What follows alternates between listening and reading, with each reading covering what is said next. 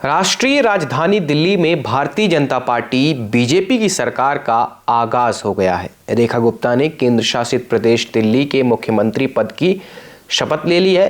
रेखा गुप्ता के साथ ही उनकी कैबिनेट के 6 अन्य मंत्रियों ने भी रामलीला मैदान में आयोजित विकसित दिल्ली शपथ समारोह में पद एवं गोपनीयता की शपथ ली।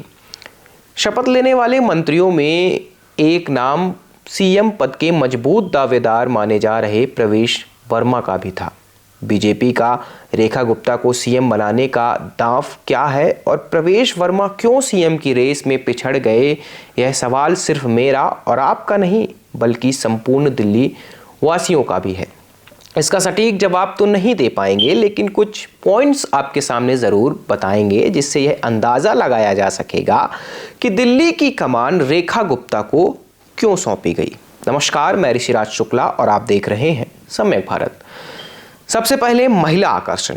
महिलाएं बीजेपी का कोर वोटर मानी जाती हैं। राज्य दर राज्य बीजेपी को जीत के पीछे महिला मतदाताओं का निर्णायक रोल माना जाता है।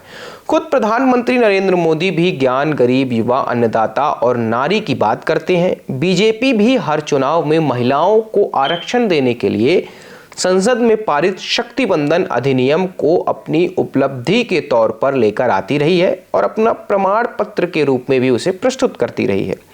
लेकिन पार्टी की सरकार वाले किसी भी राज्य में सरकार की कमान किसी महिला के हाथ में नहीं थी। राजस्थान में जीत के बाद पार्टी ने पूर्व सीएम वसुंधरा की जगह भजनलाल शर्मा को राजस्थान की कमान सौंप दी थी, जिसके बाद खूब विवाद हुआ था।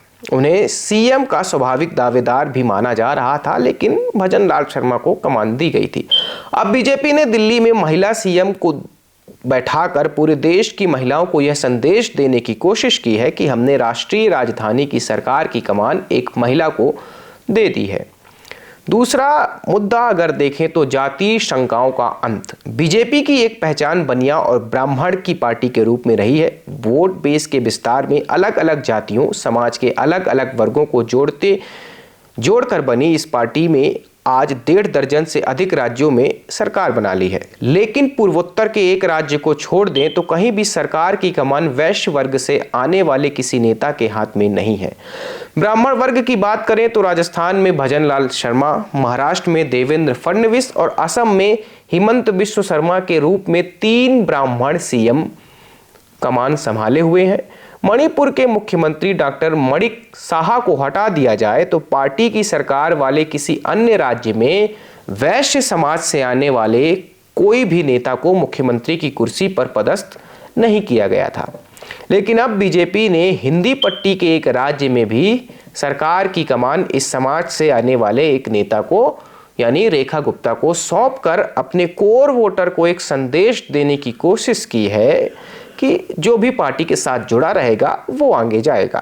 खैर, यह सब तो सिर्फ अंदाजे थे, असली मामला क्या है यह तो आला कमान ही जाने।